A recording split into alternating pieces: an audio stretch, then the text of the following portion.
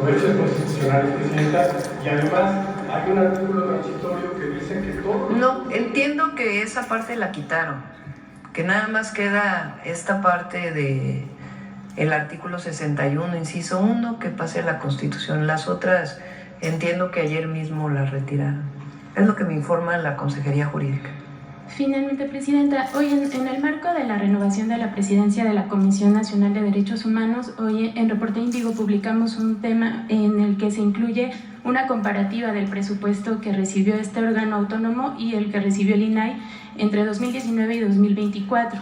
De acuerdo con lo que revisamos en el presupuesto de la Federación, de 2019 a 2024, la CNDH recibió arriba de 10 mil millones de pesos y el INAI arriba de 5 mil millones de pesos. Lo que recibió la comisión pues es casi el doble que el INAI, y pues a ver si esto representa que el organismo pues es costoso si se compara con el INAI y con lo que se ha dicho respecto a este organismo. Saber si considera que la Comisión Nacional de Derechos Humanos cumple con su objetivo y pues si está de acuerdo con que reciba este presupuesto.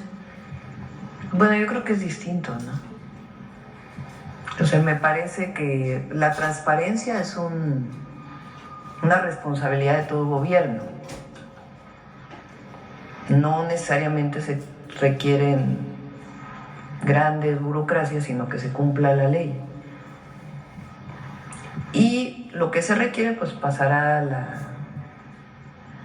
la Secretaría Anticorrupción y de Buen Gobierno. Es distinto la Comisión Nacional de Derechos Humanos, que fue creada con el objetivo de proteger los derechos humanos. Entonces vamos a revisar el presupuesto de la comisión, pero creo que no es comparable. ¿Cree que cumple su objetivo la comisión? Sí, todo es perfectible, siempre, nadie es perfecto. Y todas las instituciones somos perfectibles. Entonces la Comisión Nacional de Derechos Humanos ha hecho un papel muy importante y siempre puede mejorarse. Ok, y sobre la reunión que tuvo ayer con el empresario Carlos Slim, ¿nos puede dar algunos detalles de lo que hablaron y si está contemplada alguna de sus empresas para algún proyecto de infraestructura? Sí, no hablamos en particular de sus empresas, salvo ahí donde hay inversiones actuales, por ejemplo, en una asociación con otras empresas, tienen el puerto de Salina Cruz, y hablamos pues de los avances y el interés de que se desarrolle. Hablamos más bien en términos generales de cómo ve al país, la importancia de la inversión privada. Le platiqué el programa que tenemos de relocalización, de impulso a la relocalización y desarrollo regional, se interesó mucho. Y pues siempre es un hombre culto con el que vale la pena platicar.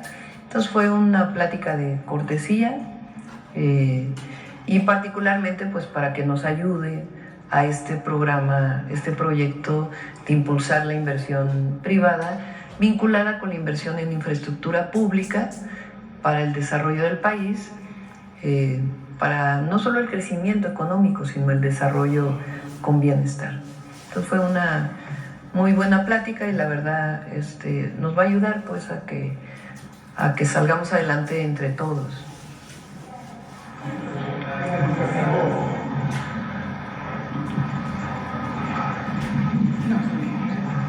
Buenos días, presidente. Alberto Marroquín Espinosa. No es que nos va a ayudar al gobierno, va a ayudar pues a todo el plan.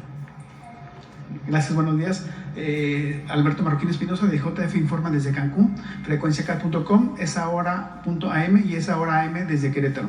Presidenta, dada la dependencia de Quintana Roo con el turismo, ¿cómo planea equilibrar el crecimiento económico con del sector con la necesidad de preservar el ecosistema y la cultura local de Quintana Roo, evitando los problemas obviamente de sobreexplotación?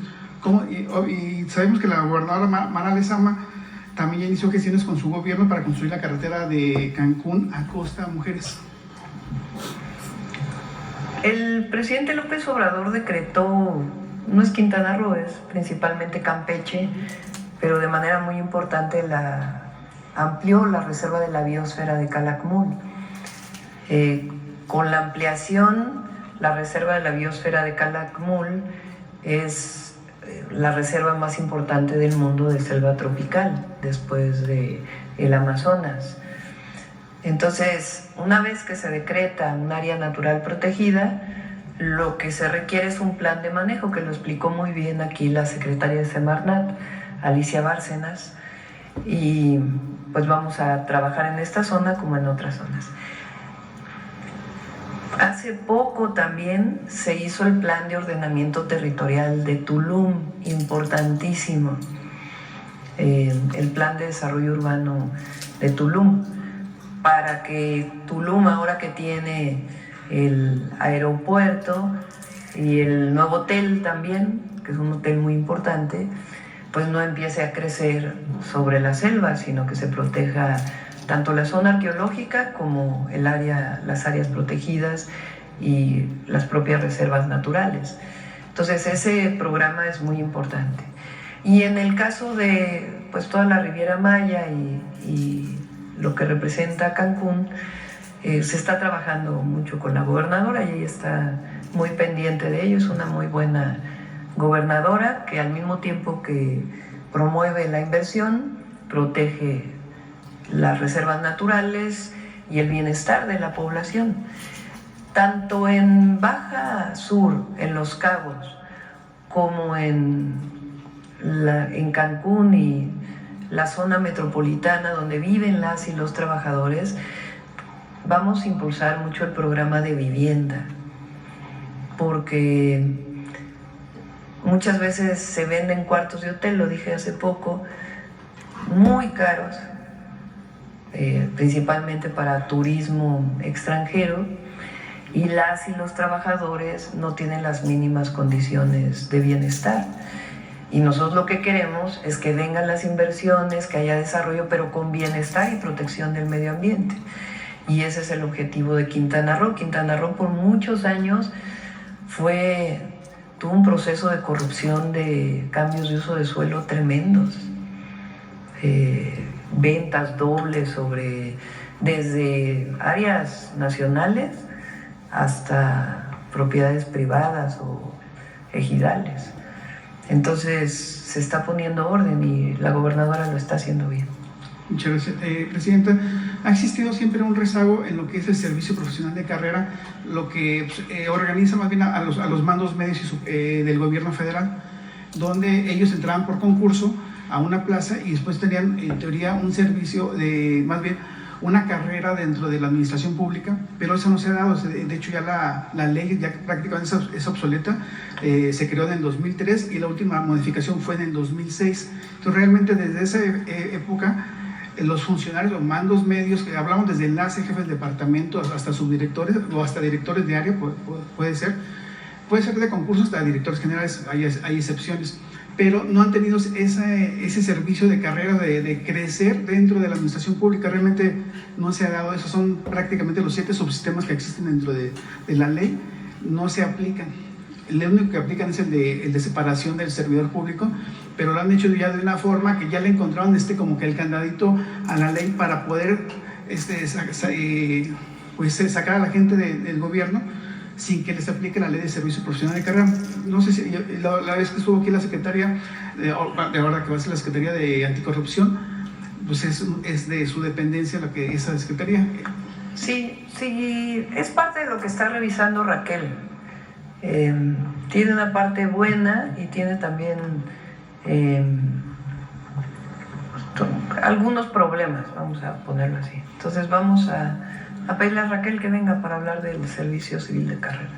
Y ya aprovechando que está aquí secretaria de la SEP, normalmente hay médicos mexicanos que van hasta a Cuba a especializarse después de 2 o 3 años regresan a México y aquí se encuentran siempre con una traba de poderse actualizar o tienen que pagar una cuota para poder tener esa validación de la especialidad que hicieron en Cuba. Entonces, hoy en día que se requieren muchos médicos especialistas, como que a este sector que se está yendo a Cuba no tienen como que esa traba dentro de México. Ojalá el famoso apostillamiento, ¿no?, que se hace para cualquier lugar a donde uno va a estudiar.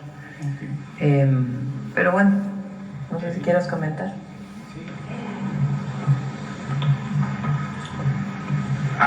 gran cooperación con el gobierno de Cuba y la Secretaría de Educación Pública, y esos médicos son muy valorados.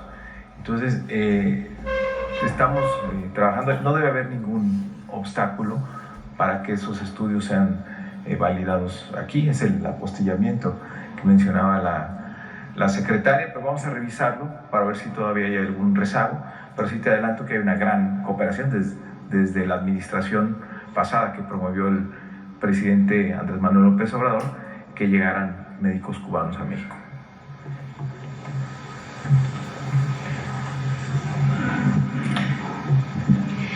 Gracias, Presidenta. El 31 de marzo del 2025 se termina la ANAM, la Agencia Nacional de Aduanas de México. Gracias, Presidenta Claudia. Yo traigo dos temas internacionales. Soy Aisa García, directora de Telesur para México y Estados Unidos. El primer tema es Cuba, justamente. Cuba enfrenta los impactos simultáneos de un ciclón y de una emergencia energética, como usted sabe, y Cuba asocia la emergencia energética justamente a los más de 60 años del bloqueo comercial, económico y financiero de Estados Unidos contra la isla. El canciller Bruno Rodríguez acaba de publicar que 18 días de bloqueo equivalen al costo de lo que se serviría para arreglar, para dar mantenimiento al sistema energético. La primera pregunta es: ¿en qué consiste la ayuda que México ha ofrecido a Cuba ante esta situación de emergencia? Siempre se da ayuda humanitaria y saben que nosotros estamos en contra del bloqueo. México siempre ha estado en contra del bloqueo, salvo algunos presidentes del periodo neoliberal que decidieron que tenían otra posición, vamos a ponerlo así. Y nosotros vamos a apoyar siempre. Entonces CFE está en contacto a través de Cancillería con lo que requiera el pueblo cubano para poderlos apoyar. El próximo 30 de octubre se va a votar... Es ayuda técnica esencialmente. Es ayuda técnica esencialmente. El próximo no va a haber ayuda de combustible, solo ayuda técnica. Se está viendo, se ayudó en un momento a Cuba y se está viendo si es necesario también la ayuda de combustible, como ayuda humanitaria, y es al pueblo cubano, obviamente, y al país. Al pueblo cubano. El próximo día 30, justamente en Naciones Unidas, se va a votar por 32ª ocasión la resolución en contra del bloqueo estadounidense. Y los países de todo el mundo el día antes van a exponer su posicionamiento. ¿Cuál será el posicionamiento? Nosotros estamos en contra del bloqueo a Cuba. La tercera pregunta es sobre Ecuador. Es la soberanía de los pueblos.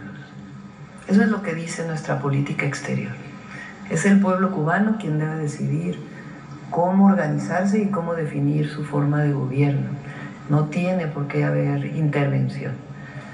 Y además el bloqueo a quien afecta es al pueblo.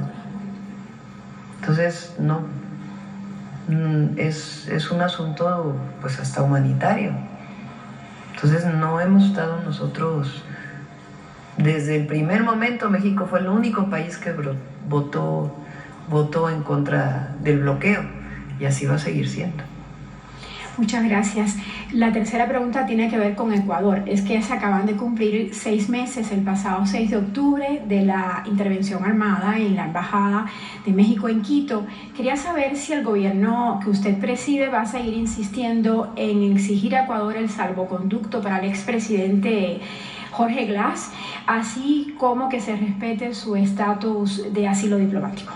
Sí, lo dije desde la campaña, cuando ganamos la elección, y ahora como presidenta. Y también todo lo que interpuso el gobierno del presidente López Obrador en instancias internacionales por la violación a la soberanía de nuestro país, en el caso de la Embajada de México en Ecuador. ¿Va a haber alguna preferencia ahora que se acercan las elecciones en Estados Unidos hacia un candidato u otro? No, es lo mismo. Nosotros no intervenimos. Y es el pueblo de Estados Unidos quien debe decidir quién lo gobierna. Y además también sé con sus características de cada uno de ellos, tanto la característica de la candidata del Partido Demócrata como del candidato del Partido Republicano, va a haber buena relación. ¿No le preocupa que gane Trump con el tema migratorio, sus posturas del tema migratorio? Él tiene posiciones y con el presidente López Obrador hubo acuerdo en muchos temas y así va a ser. En el tema económico, lo planteé ayer, lo dije desde mi toma de posesión, nos complementamos, no competimos entre nosotros. Y el tratado es tan importante para Estados Unidos como para México. Y además hay una política migratoria que desarrolló el presidente Andrés Manuel López Obrador, principalmente para el 2024, que ha disminuido mucho la llegada de migrantes a los Estados Unidos. Y nosotros continuamos con esta política. Gracias, Presidenta. A ver, el último aquí adelante, que fue la tómbola. Presidenta, buenos días, gracias. Mi nombre es Javier Pérez de HCTV. Presidenta, el día de ayer, trabajadores del Poder Judicial subieron un video que ellos mismos grabaron amedrentando a un juez, a su secretario y a su octaria en el Estado de México. En el video pues hay una agresión verbal y gritos de parte de una persona del Poder Judicial, y suben el video donde se podría interpretar como que están amedrentando o que entiendan los demás jueces, que son más de 500 jueces que están en favor de la reforma al Poder Judicial. Quisiera preguntarle su opinión a raíz de esto, y si usted se solidariza con los jueces que sí están trabajando y que no han dejado dar justicia a la ciudadanía. Y en este mismo costal, vamos a decirlo así, ayer fue aprehendido una persona, brazo derecho de Norma Piña, no voy a mencionar el delito, pero va en contra de las mujeres, su opinión por abuso sexual. Sí, entiendo que fue la Fiscalía de la Ciudad de México, ¿no? Ayer también conocimos esta noticia, pues también es una persona que colaboró por lo que entiendo de las notas, con García Luna, que trabaja en la Suprema Corte de Justicia de la Nación, y es una joven quien lo acusa de delitos sexuales. Ricardo N. Entonces, pues ahí está. Y acerca de su postura. Sí, a ver, la manera en que entraron aquella vez a la Cámara de Diputados, ¿se acuerda? A la Cámara de Senadores, de manera violenta, rompiendo todo. Este video que tú mencionas, no tiene por qué haber violencia o esta manera de ofender a quien decide trabajar. Que yo sepa, el Consejo de la Judicatura no les ordenó dejar de trabajar, sino sencillamente dijo, pues les vamos a seguir pagando aunque estén en paro. Y ellos deciden pues quién trabaja y quién no. Ayer también vi en las redes, y creo que con algunos diputados de Morena, de jueces que están a favor de la reforma al Poder Judicial, porque no es monolítico. No es que todos y todas las trabajadoras del Poder Judicial o todas y todos los jueces estén en contra. Hay quien está a favor. Entonces, pues, ¿qué no somos? Democracia. Hay libertad de expresión, libertad de manifestación, libertad de, pues, que los dejen trabajar si quieren trabajar. No tiene por qué haber estas ofensas.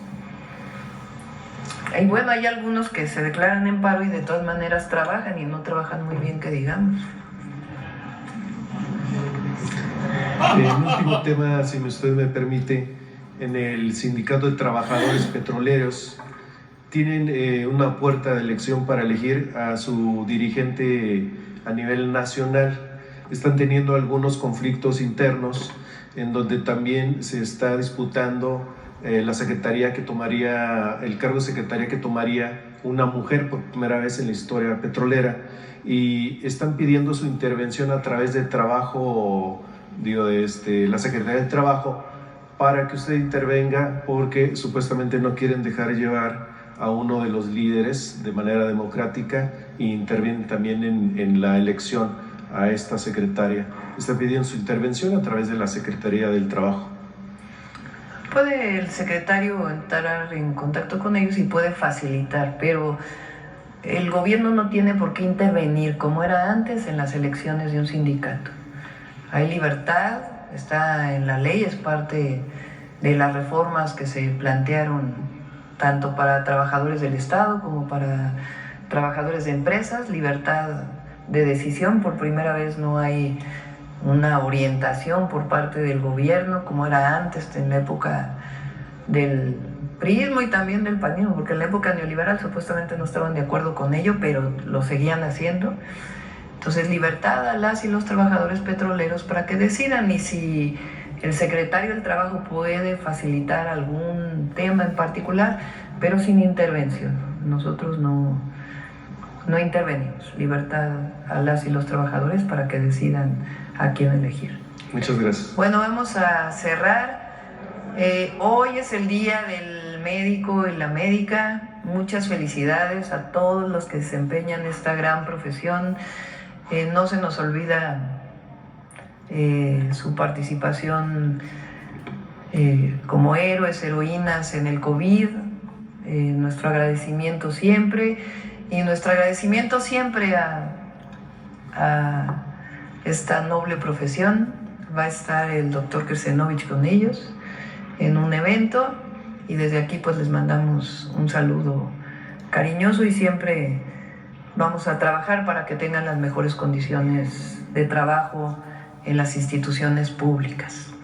Bueno, vamos a cerrar con, si les parece, primero detector de mentiras y después con el homenaje a Valenzuela.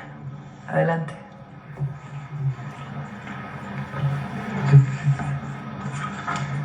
Con su permiso, Presidenta. Buenos días a todas y todos. Desde Infodemia MX agradecemos a las ciudadanas y ciudadanos que a través del correo electrónico detectordementiras@infodemiamx han hecho solicitudes de verificación o han enviado información para elaborar desmentidos. Juntos luchamos contra la infodemia. En los últimos días, diversos comentaristas intentaron desacreditar con mentiras la sentencia contra Genaro García Luna, secretario de Seguridad Pública en el sexenio de Felipe Calderón. De la misma forma, hubo una avalancha de tergiversaciones y mentiras contra la reforma al Poder Judicial y hasta contra los programas del bienestar y pensiones para adultos mayores. Además, continuó la campaña para desinformar sobre la situación de seguridad en Culiacán.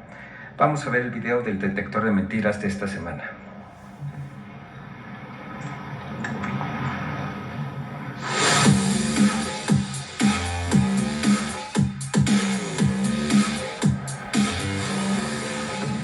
En la semana del 17 al 22 de octubre, en medios de información y redes sociales, circularon mentiras sobre diversos temas que, con la auda de la ciudadanía, el detector de mentiras rastreó y desmintió.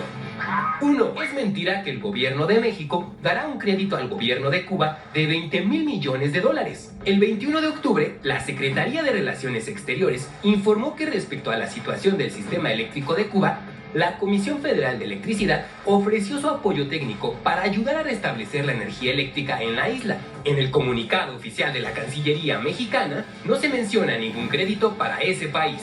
2. Genaro García Luna fue condenado y sentenciado sin pruebas. ¡Mentira!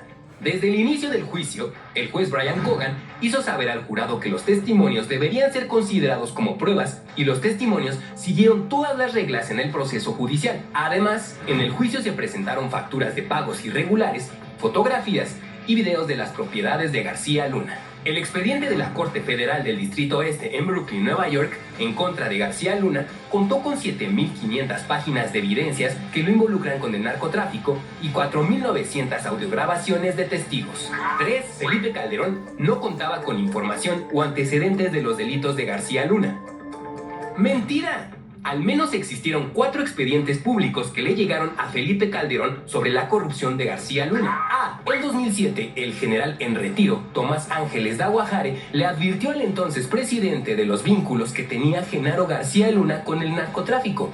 Años después, el militar fue detenido y acusado de crimen organizado, pero fue exonerado. En 2008, Javier Herrera Valles, quien fungía como comisario general de la Policía Federal Preventiva, denunció las actividades criminales de García Luna a través de 2 cartas que le envió al entonces presidente Felipe Calderón. La respuesta de Calderón fue contundente: mandó a detener a Herrera Valles.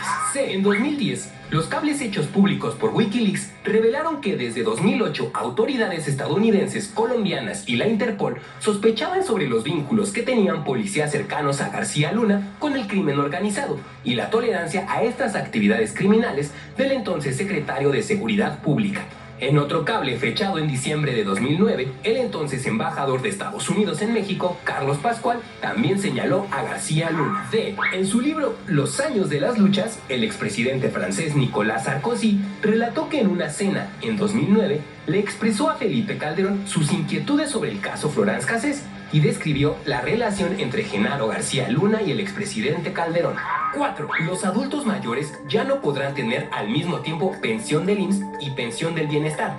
¡Mentira!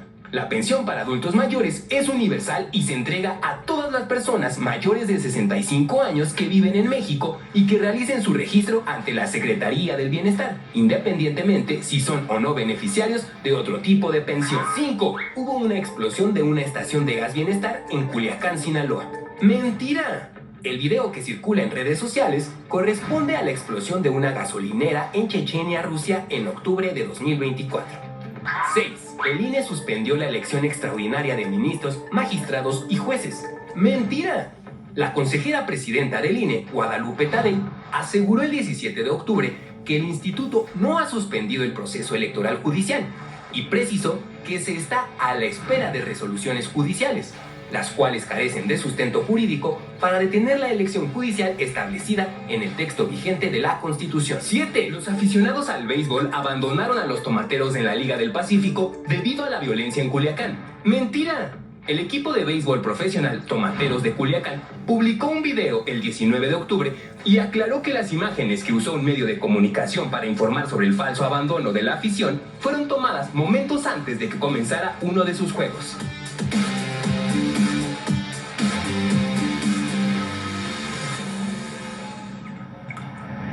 Solo reiterar la invitación a todas y todos para que nos envíen solicitudes de desmentidos al correo electrónico detectordementiras@infodemia.mx.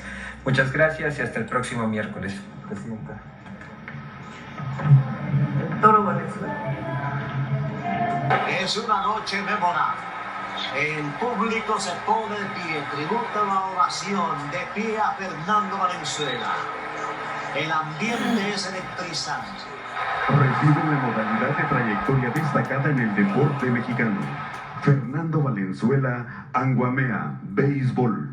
Fernando el Toro Valenzuela jugó en las ligas mayores 17 temporadas, de 1980 a 1997.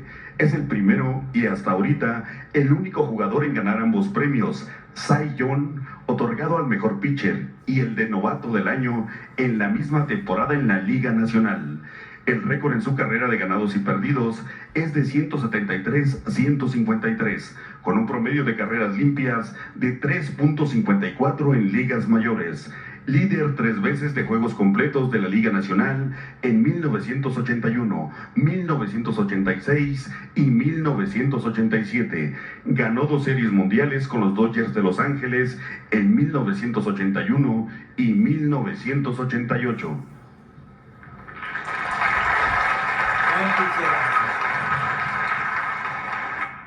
En paz descanse. Ahí fue donde le entregaron el premio nacional, ¿no? Del deporte, esas imágenes. Bueno, muchas gracias a todos. Hoy vamos Ayer murió. a mediodía vamos a ir a una escuela, a una entrega de mujeres, ¿verdad? Sí, por aquí cerquita, y vamos a tener reuniones internas. Y mañana es jueves, ¿no? Mañana nos vemos aquí, el viernes en Los Cabos. Gracias a todos y a todas.